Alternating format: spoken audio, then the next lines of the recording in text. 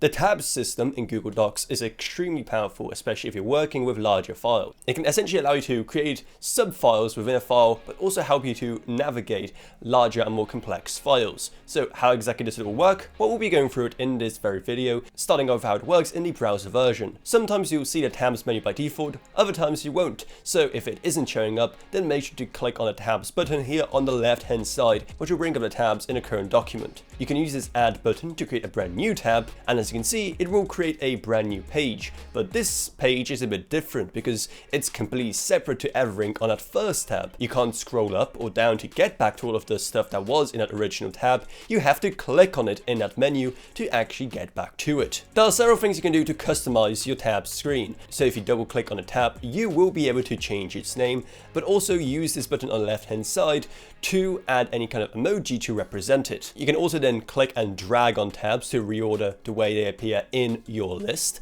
and also drag a tab into another tab to essentially create a sub-tab. And if you ever want to delete a tab, simply just click on those three dots on the right hand side when you hover over one, and there you see a delete option. And alongside are some other useful options like a duplicate option or even a copy link option if you want to create a link specifically just to a single tab in a document. Tabs are also extremely powerful when combined with the heading system because they allow you to very easily navigate longer documents. Using the headings option that you can see right here in Google Docs, you can create a heading in your document. And when you create a piece of text using one of these headings, so heading 1, heading 2, or heading 3, for example, then a heading will be visible within the tabs menu as well. So you can just click on it to quickly jump to that heading within your document, also saving you plenty of time. Now let's go over how tabs work in the mobile version of Google Docs.